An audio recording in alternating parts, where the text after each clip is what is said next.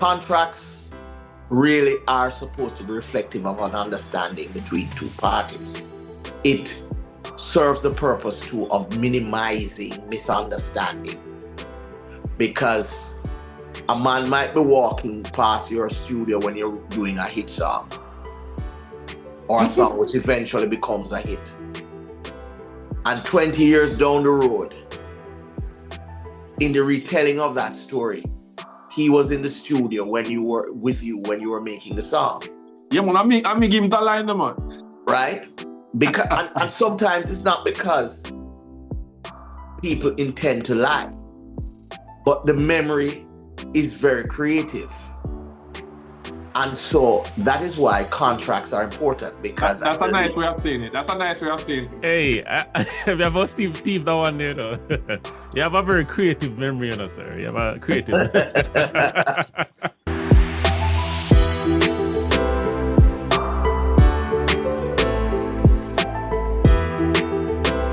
Common sense, make it make sense.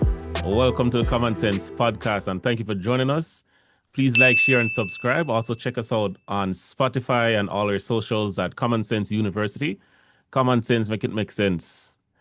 Now, we're here with our intelligent co-host, Mr. Witta. Witta, how are you doing? Yes, man. It's a great feeling. I want to shout out to the Common Sense fraternity. We appreciate the likes, the subscribe, you know what I mean, the shares. And we encourage you to continue doing so as we bring you some cutting-edge topics and discussion. Definitely. And also, next co-host again, Q, how's it going, man? We're giving thanks. Common sense, make it make sense. So today we're exploring the business side of dancehall. And we have a legendary cornerstone of the Jamaican music industry with us. He's a Grammy Award-winning producer, a recipient of the Order of Distinction in Jamaica, a university lecturer, founder of one of the cornerstone radio stations, IRIE FM, one of the founding fathers, an industry policy consultant, member of the JIPO Advisory Board, a creative producer, or director of a number of television programs and live events, including Sunfest, Ghetto Splash, Reggae Bash, Summer Sizzle, write off a book, My Life is the memoir of a music insider, and a judge on Digicel's Rising Star. And if I continue to list accolades and accomplishments, we're going to be here for hours. Mr. Clyde Mckenzie, OD, welcome to the podcast. How are you doing, sir? How are you, Kommon? All is well? Definitely. Well, first of all, some of those accolades might need a bit of qualification because some of those are no longer current. But nonetheless, I mean, they are accomplishments in themselves, so I won't shirk them. And in point of fact, I was executive producer of the Grammy Award-winning album, one of the executive producers of the Grammy Award-winning album, Art and Life with Beenie Man.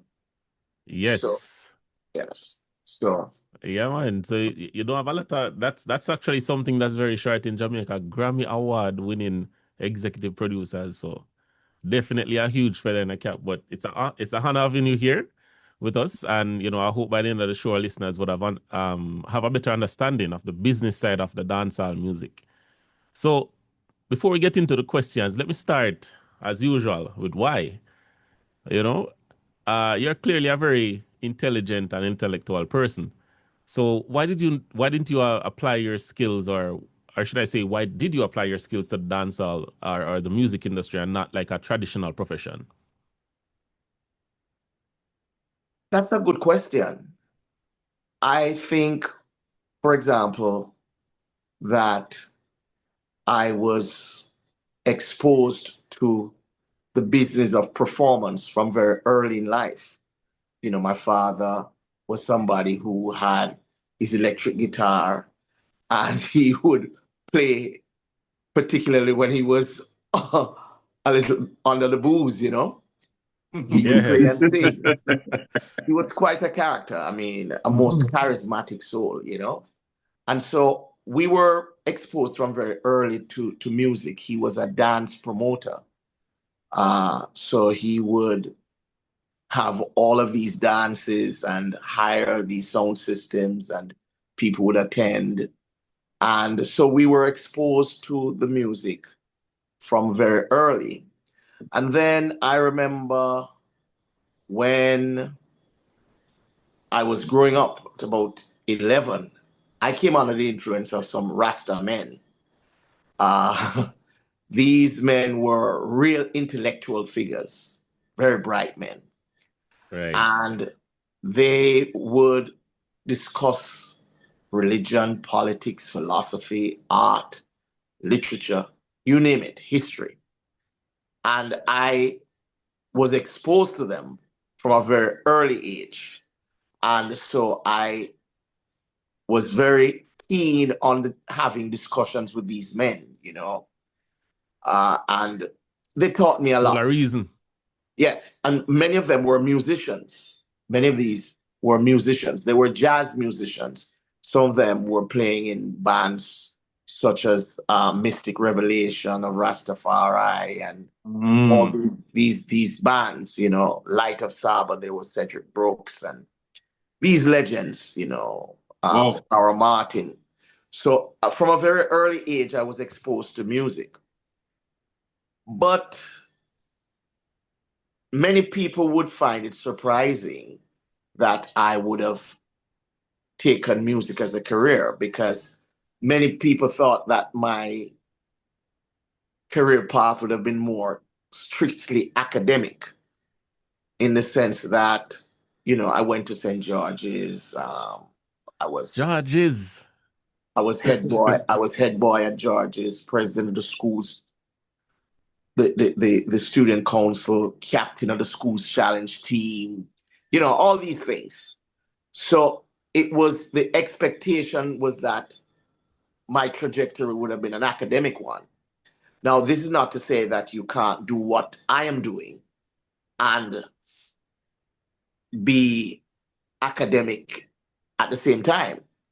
In point of fact, many people will say that's what I've done. But I have been primarily a practitioner. I was trained in the media. That's what I have my formal skills in. So Okay. so I have a master's degree in communication studies. And the thing is that I was really involved in the media at first. That was my initial calling. So at a very early age, I got involved with the media. And at the time, they had a station in Ocho Rios called Radio Northeast. It was JBC at the time. Radio Northeast. JBC. Yeah, man. It was hugely popular at the time. So it was the only station. it was hugely popular. So that was you know, my foray into radio formally and the media formally. But prior to that, even going to school, I used to be involved in musicals, because St. George's College used to stage a lot of musicals with schools like Woolmer's Girls' School, and even people like Darcy Tullow and some of these people who became very prominent in singing and so on. They were part of that experience. So, I mean, for a good portion of my life, I've been exposed to music. But as I said before, my formal training is in media. I remember one of my earliest encounters with the business of music was through Jack Ruby from Ocho Rios there. Yeah. Legendary character. James, the late James Stone legend. The legendary. No, so as a youngster, you know, Jack Ruby seemed to have reposed James Street, yeah. some faith in me as a youngster. Right. And, you know, he had all of these contracts that he had with Chris Blackwell, Island Records.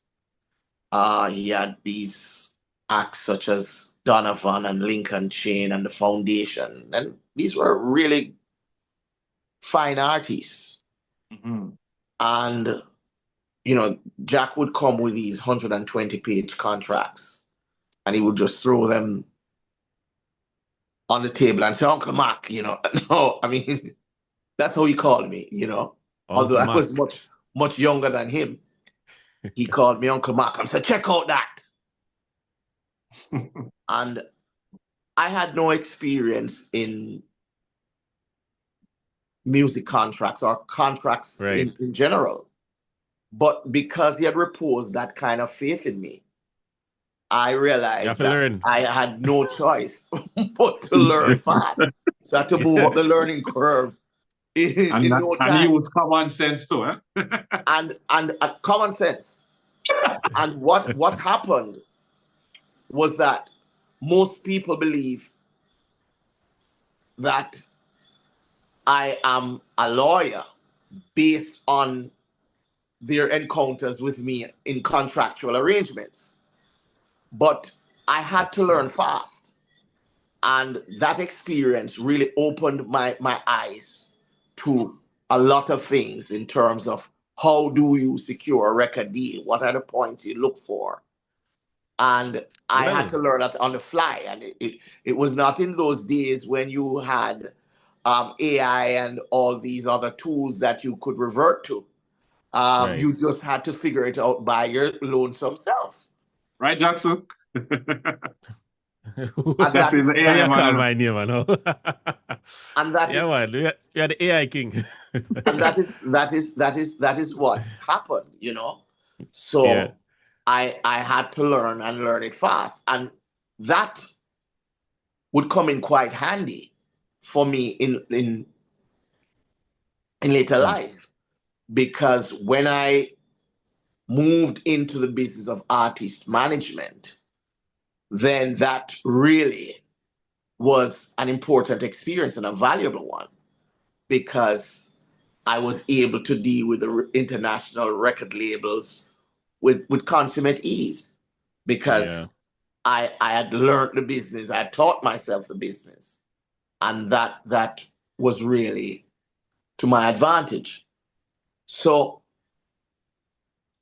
that is really my background in terms of the business of music. I had a grounding from, as I said, somebody like Jack Ruby, who saw my interest in it. And then the great privilege I've had is that I have managed to be close to most of the legends in the music, you know. Many of these people, some of them older than my father, I mean, like Ernest Ranglin, who he is a close friend of mine. You'd think we're schoolmates, but this man is older than my father. We're older than you. You see? And that's the privilege that I think I've managed to have, in the sense that I've been able to hear from them most of what has happened before. And, you know, in our culture, much of the history of the music is not codified. It's not to be found in books. So there's not documented. So because of that lack of documentation, my access to them was a great advantage. And, you know, so many of them I've been able to count as my friends. And that has been a great advantage to me in the business. Now, prior to my going into the music business formally, I had been involved in the setup of Irie FM, reggae radio. I was the founding general manager of the station, and that in itself is a story, you know, because go on, get the story there, you know. Bob Clark, Bob Clark, really, he used to work with Carl Young. You know, Bob was a singer. And Bob was a singer? Yeah, Bob was a singer. Yeah, Very good singer. And he, you know, Carl was in the business of entertaining tourists. So, you know, you'd have the evenings on the White River and the you know, down at the Duns River and the Great River at the border of St. James and Hanover. And he would have these feasts, you know, where it had, you know, fabulous food and entertainment and so on. So Carl was very comfortable. And Bob, in his wisdom, hearing that a license was available, approached Carl and said, you know, he thought he would be a good candidate for starting a radio station. Well, the response from Carl was really very encouraging, because Carl told Bob that the only experience he had with any radio station was through the television, and it was a program called WKRP in Cincinnati.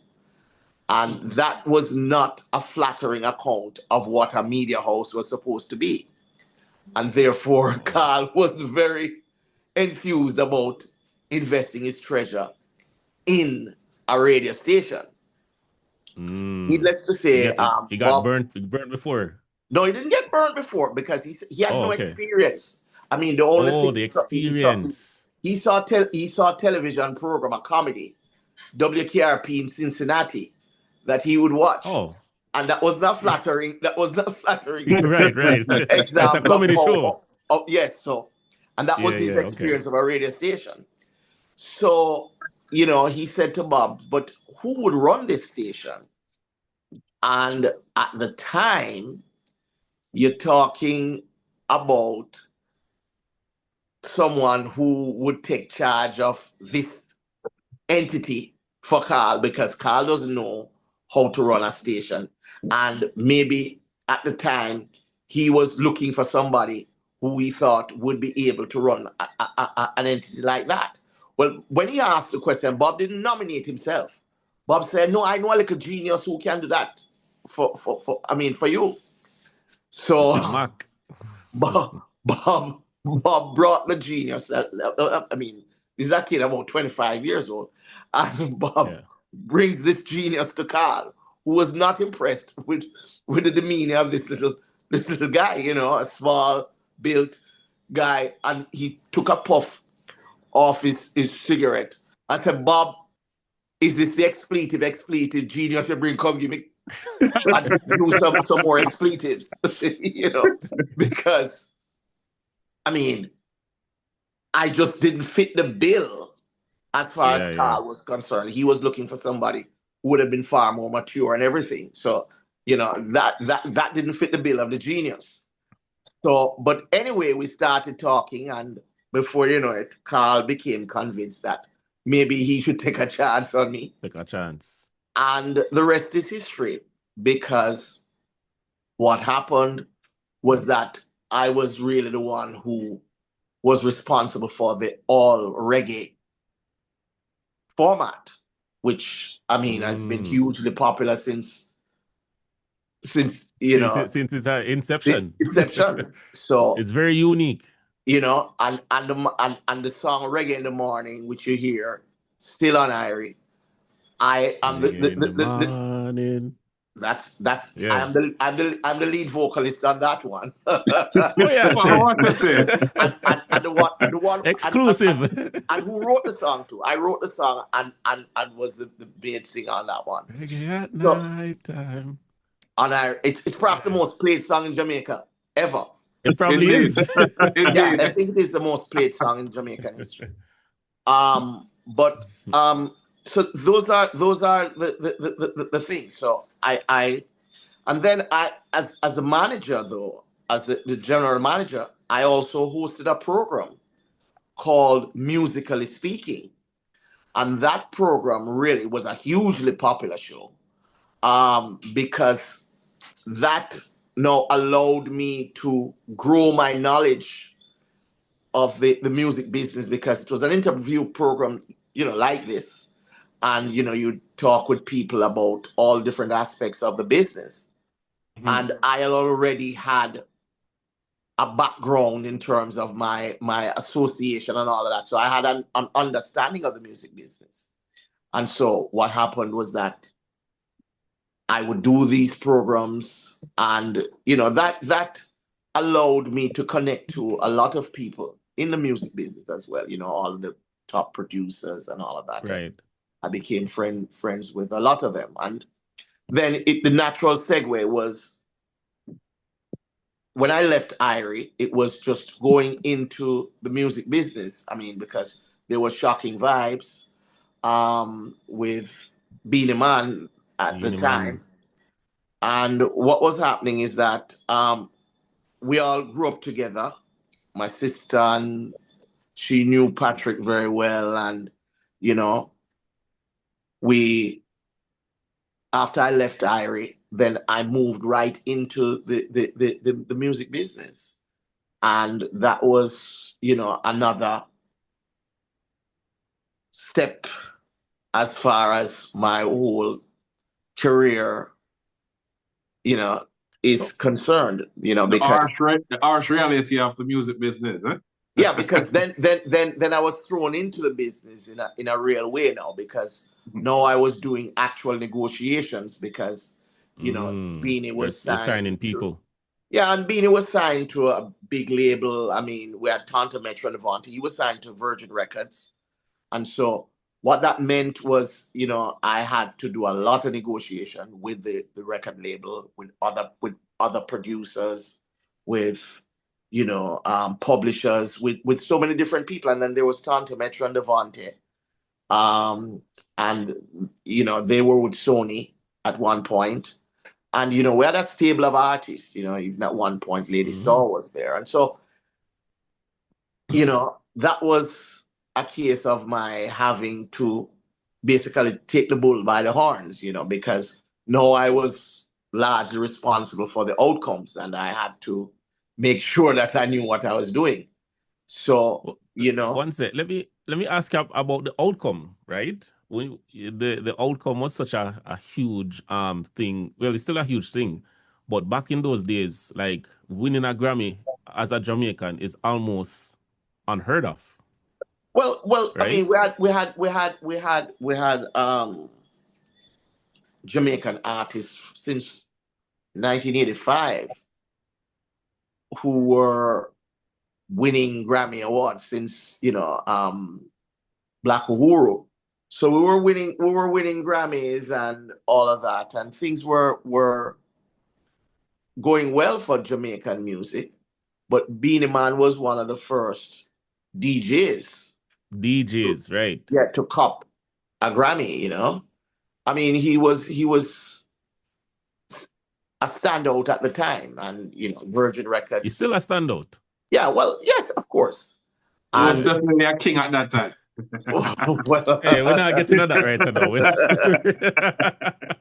So he was signed to Virgin. I mean, that was a hectic kind of situation because it meant my being away very often, because at the time Virgin Records was on the West Coast in California.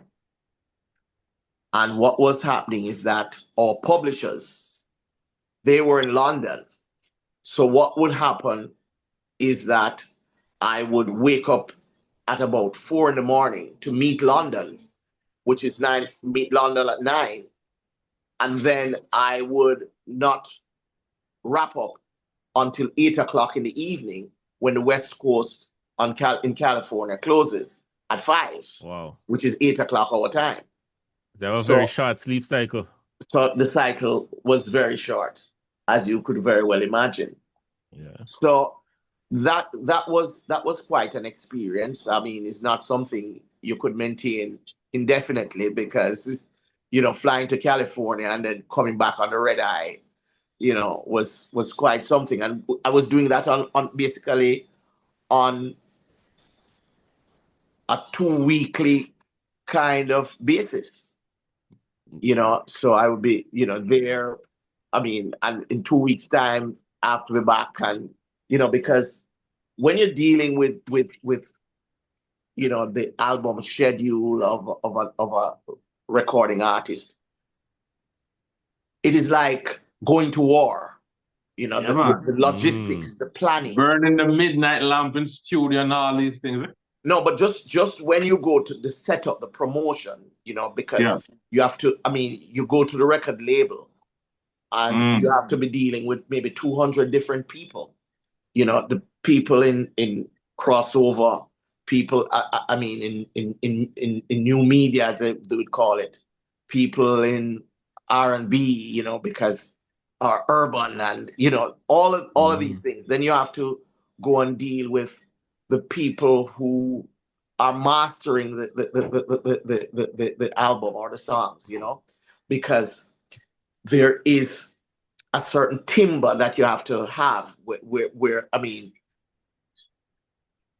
reggae music tends to be damper, it's more matte in terms of its timbre than pop music, which tends to be brighter, and so you have to be supervising all of that. So to make sure that a reggae song doesn't sound like a pop song in terms of its timbre. Right. You have to differentiate the types of music. How it's not just in terms of the beats and so on, but just in terms of the resonance, how it comes across, the brightness of the music, right? Maintaining the quality, yeah. Yeah, so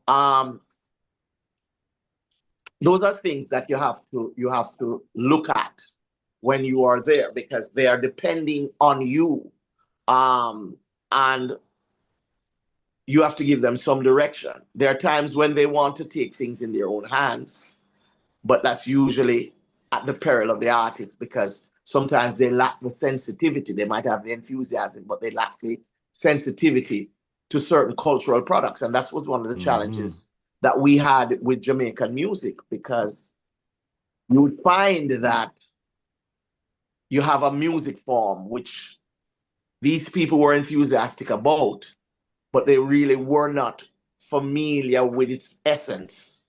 And so, for example, there was a period of time in the 90s when the emphasis was on what we would call fusion music.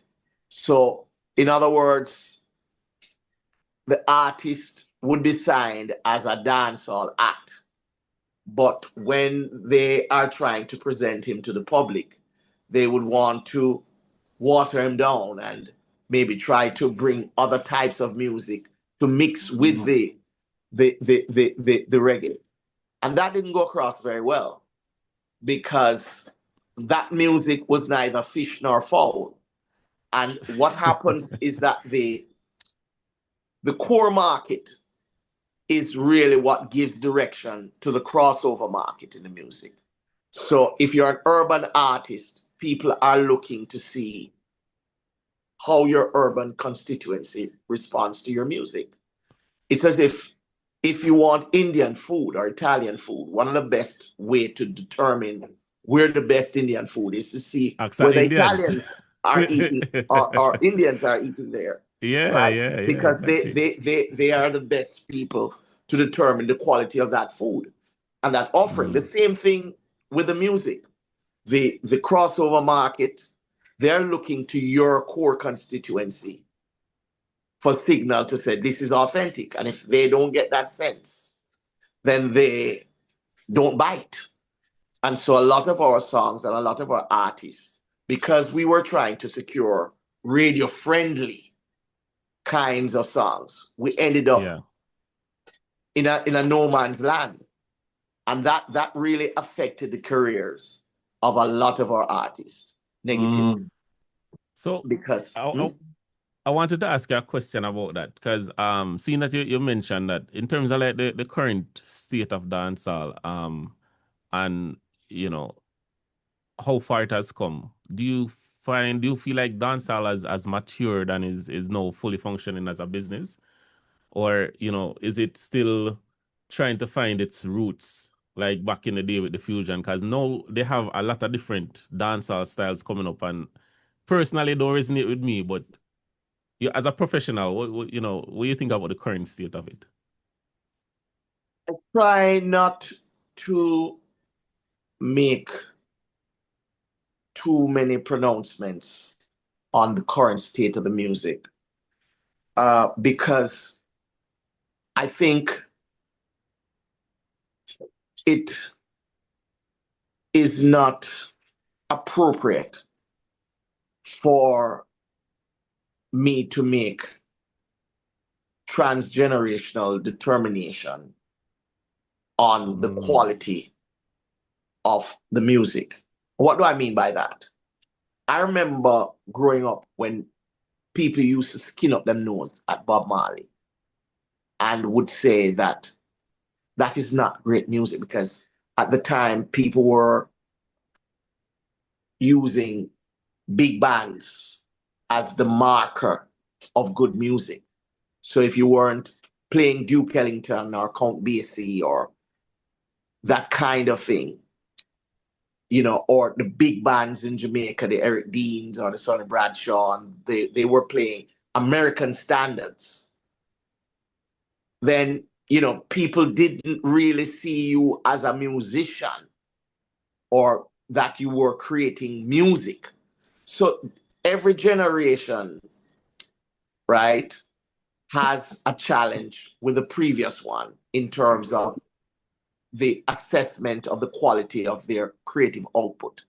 I don't want to make pronouncements on the quality of the music because I might very well be wrong. I mean, different generations speak in different codes. They understand implicitly what each other might be saying. Somebody who's outside of that group will not necessarily relate to all the things that are happening, regardless of how much of an expert you might think I am or I might think I am. There are certain things that, I mean, with a 450 and Valiant and Skeng and Skilly Bang and all these people, I mean, I am not something different. Yeah, I mean, they have something different, which I might not be an authority to make a judgment on. And so what I have to do is to allow the thing to grow, allow them to find their footing.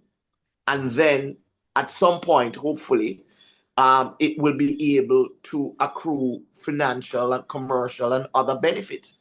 I am old enough to hear artists who used to be purveyors of slackness, bemoaning the current state of the music and the slackness in the music. And them same one used to do it back in the day. And they are the pioneers of that. The pioneer. You see? Oh my. So I understand the cycle. And so I am not always too ready to make judgments and pass judgment on the current generation of creatives and practitioners.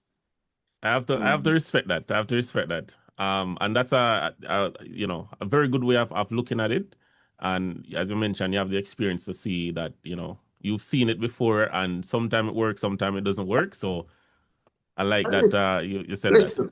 Listen, making judgment on cultural outcomes as to whether this music form or that music form is going to be successful, that's fool's errand. You know, you can't really predict that with any degree or forecast that with any degree of accuracy. If anyone had told us 40 years ago that Bob Marley would have been the kind of force that he is today on the international market, a global force, we would have laughed at him. Remember, Bob Marley left here in 1966 because his mother thought that nothing was happening for him.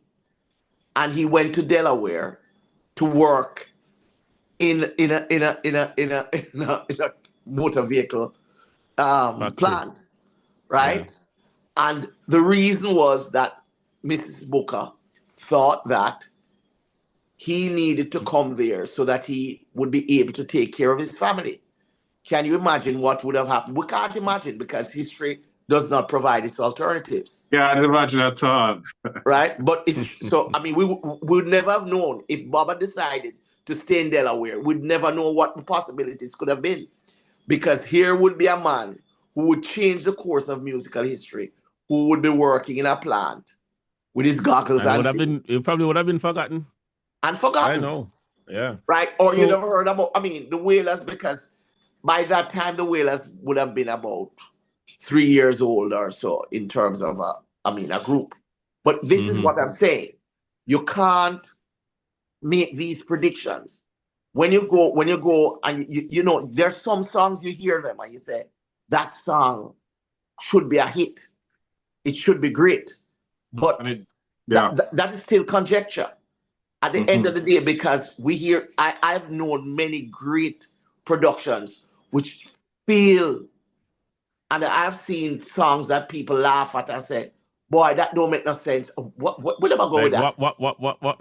and they just jump, you know, because it's just how they resonate. Yeah.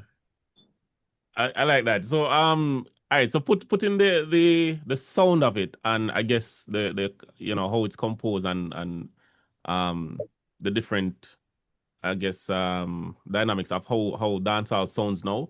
Let's talk about the business side of it. You know, as a cornerstone of the music, you know, how do you feel about how the business of dancehall is at the moment?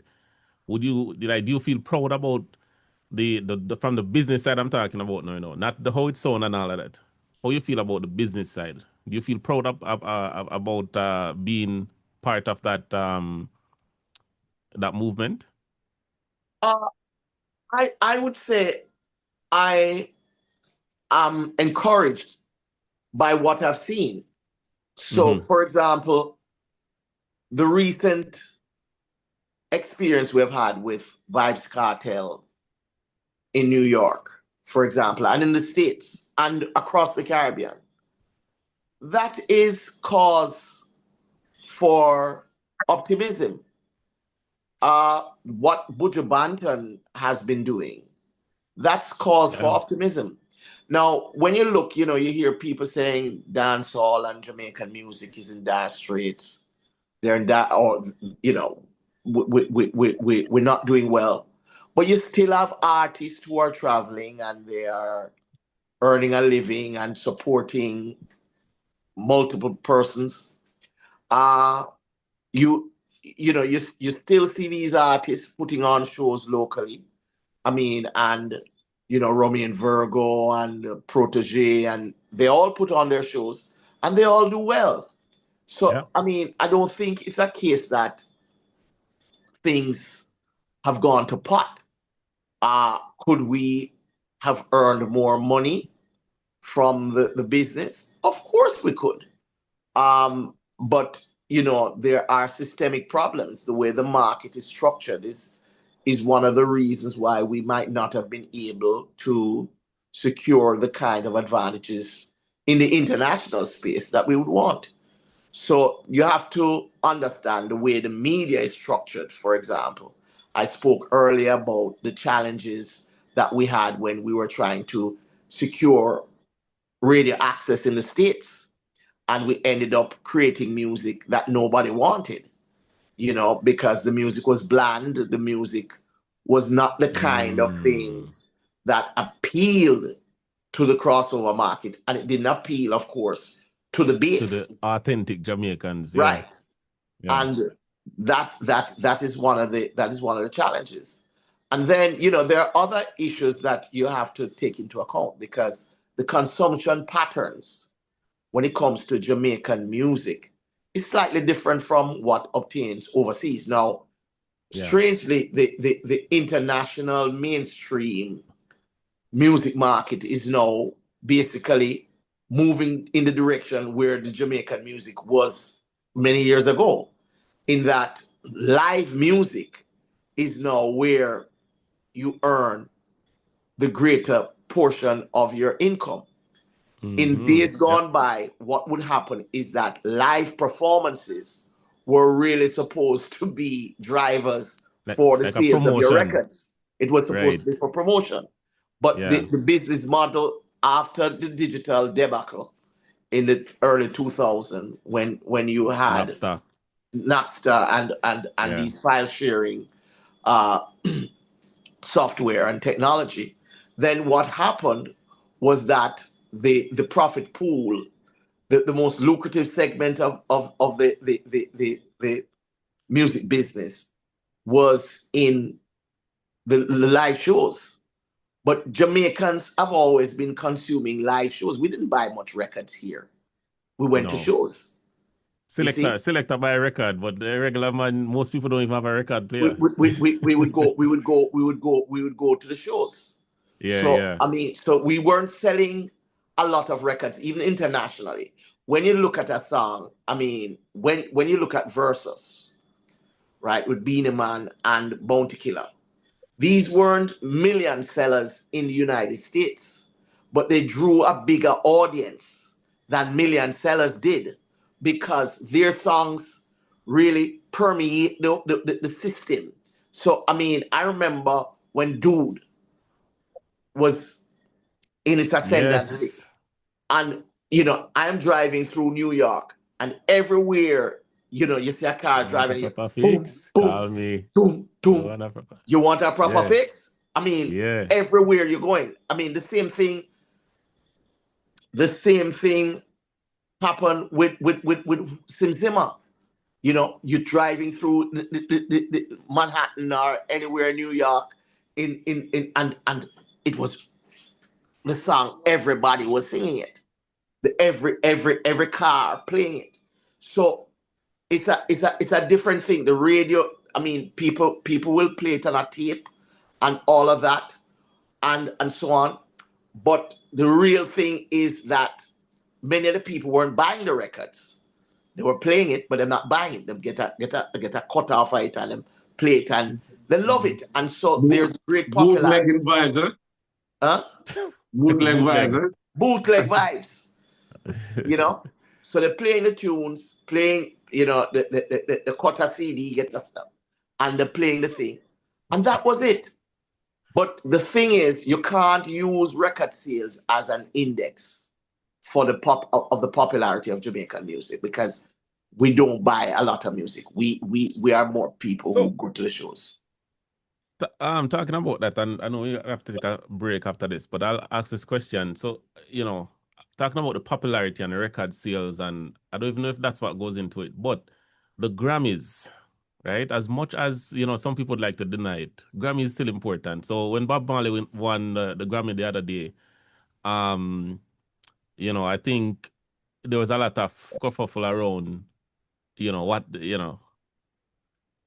what was going on there, right? And I think what came out of it is a lot of persons were saying that dancehall should be split from reggae in terms of the categorization of the music.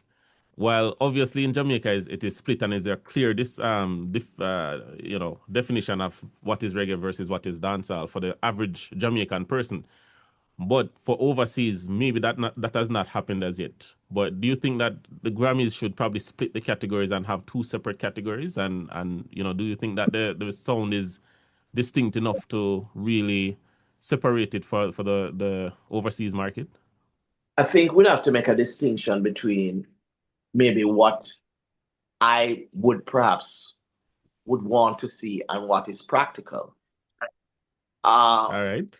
What I mean, that distinction between dancehall and reggae, which we recognize, might not be so clear to many observers from outside, and they might see it as not being sufficiently important to make that distinction. And as such, they might, one of the drivers, again, that they might look at it would be record sales, which might not be an appropriate index. But they're going to look at that and say, well, I don't think that these genres are, by each one by itself, is that popular. So let us lump that together. And, that